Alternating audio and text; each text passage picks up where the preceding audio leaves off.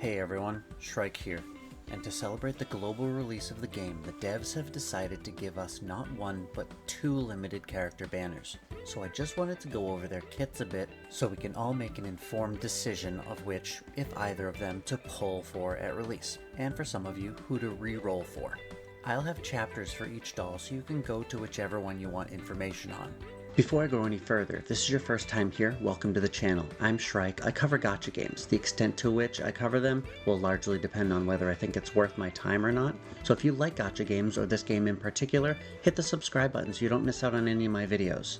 For starters, it's important to understand that the characters have three main upgrade paths: levels, fortification segments, and neural helixes.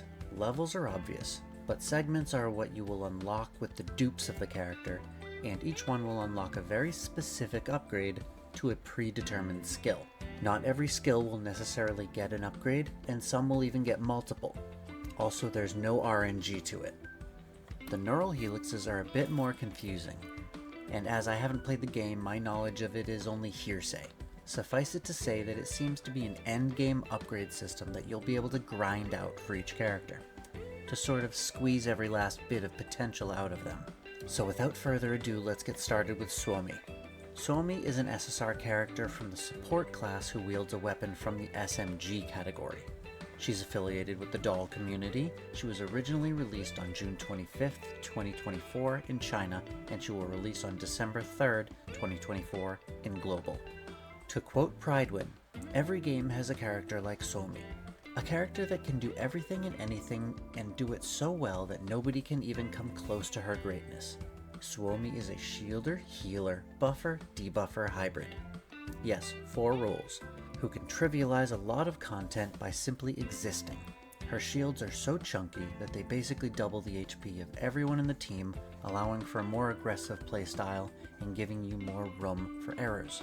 She can also dispel the pesky debuffs from allies, quickly negating enemy advantage over them.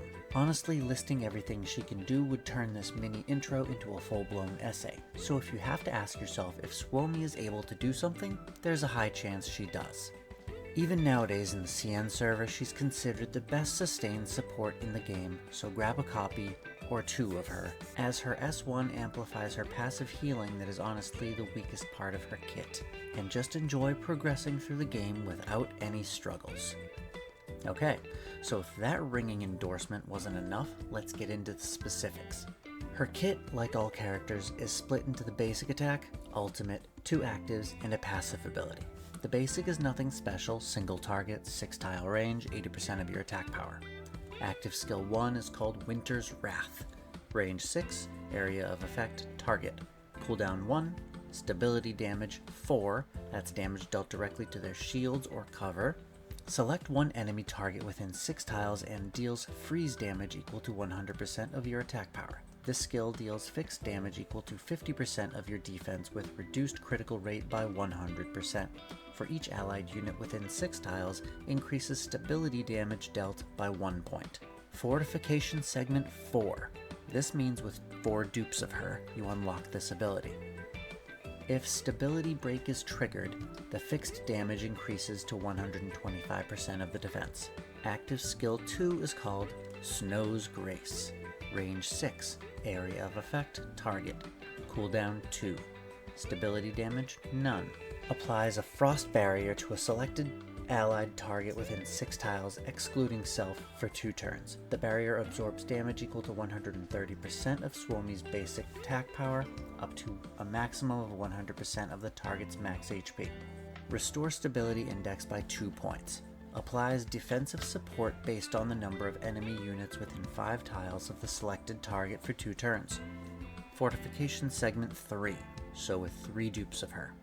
Grant the target hit recovery 1 for 2 turns. If there are large enemy units nearby, apply an additional 1 stack of defensive support.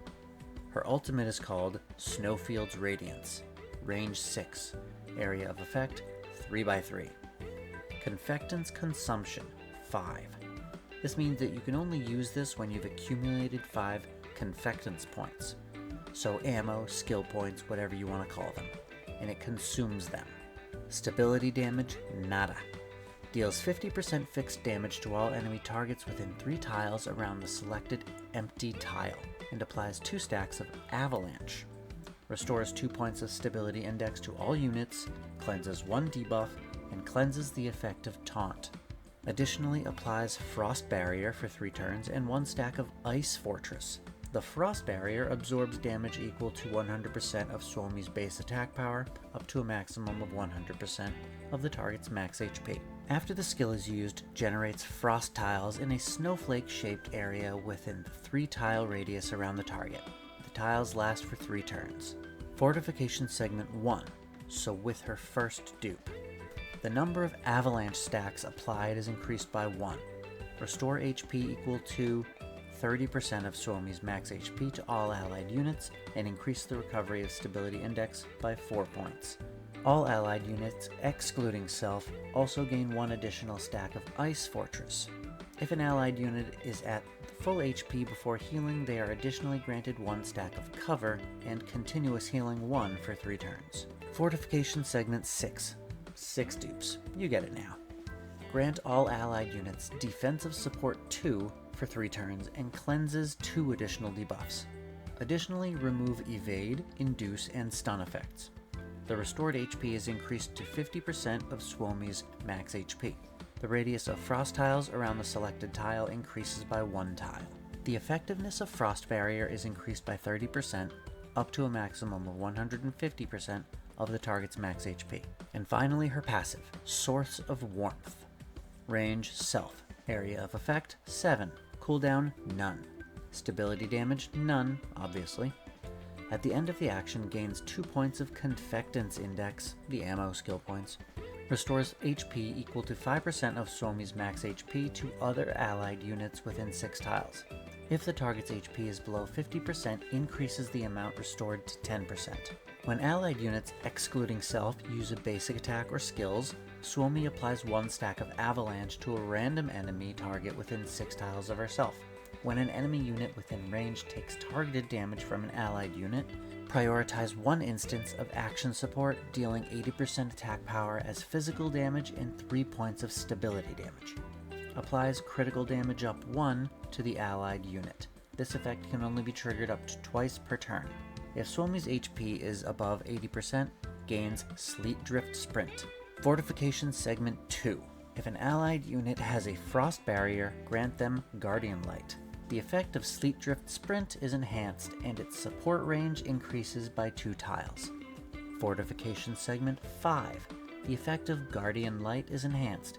If the frost barrier is not broken when the unit is attacked, deals 1 point of fixed stability damage to the attacker. The number of times support action can trigger per turn is increased by 1, and for all other allied units within 4 tiles of Suomi, restore 1 point of stability index. Let's move on to Ullrid. Ullrid is an SSR character from the Vanguard class who wields a weapon from the sword category. She's affiliated with the doll community. She was originally released on June 5th, 2024 in China, and she will release on December 3rd, 2024 in Global. This girl's design is awesome. I love sword waifus in any game, but I'm not gonna cap, her kit seems pretty underwhelming. First, let's see what Pride1 has to say about her. Ullrid is a Vanguard T-doll that can do both ranged and melee damage. She's the only SSR sword wielder in the game currently, but sadly that's the only unique thing about her. Even her stealth ability doesn't save her, as it can easily be broken by AoE damage. Without her mod key, her damage is very underwhelming, and she often just rushes towards the enemy position to tickle them and then dies before she can retreat. With the mod key, her damage output improves, but it still isn't enough to catch up to other stronger damage dealers, who also lack her weaknesses, making Ullrid quite useless. Ullrid is also very dupe reliant, as they actually fix some of the issues of her kit. But pulling for dupes for a limited SSR unit only for her to become average is honestly just throwing away money. Better save your pulls and gems for other characters. Wow. Okay. Ouch. Tell us how you really feel. So let's check out this terrible kit. Basic attack is single target, 5 tile range, 80% of her attack power, pretty typical. Active skill 1 is Hunter's Sight. Range 1, area of effect target, cooldown 1, stability damage 1. Selects one target within one tile, deals melee physical damage equal to 120% of attack to them, and gains 6 tiles of additional movement.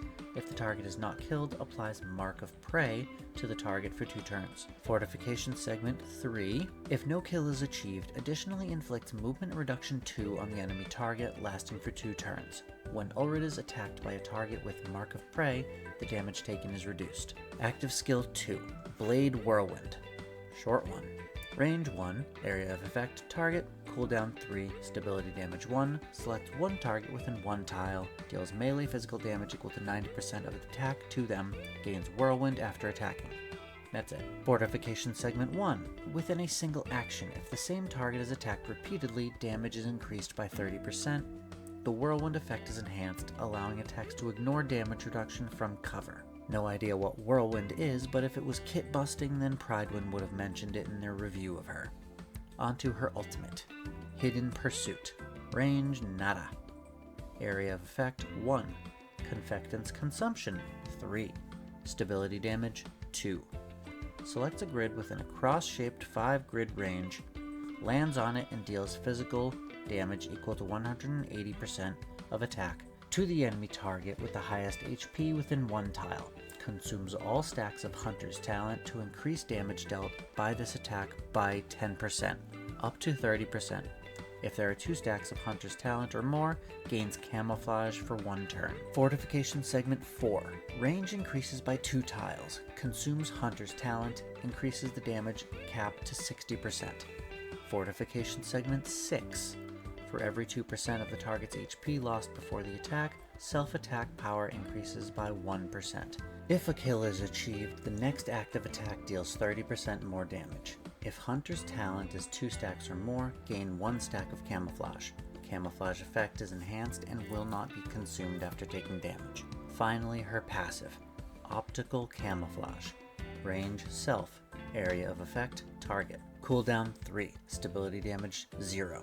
Gains 1 stack of Hunter's Talent and 1 stack of Confectance Index after attacks. At the end of the enemy's turn, if Ullrid's HP is below 30%, gains 1 stack of Camouflage for 1 turn. Fortification Segment 2. At the start of battle, for every 1 allied unit present excluding self, gain 1 stack of Hunter's Talent and 1 point of Confectance Index. Fortification Segment 5. Before attacking, if moving 2 tiles or more, attack power increases by 20%. If Ullrid's HP is below 50%, gains Camouflage, and its cooldown is reduced by 1 turn. Okay, well I think we've learned a few things here. 1, we know that Suomi is a much better option here, unless you just like Ullrid's design or, like me, love trying to make horrible characters good. And 2, we now know why they're giving us 2 banners, because there's such a large power discrepancy they had no reason not to. It's certainly not going to break the game. I hope this brief overview helped you all make your decisions. I'm gonna fly. I'll see you in the next one. Bye.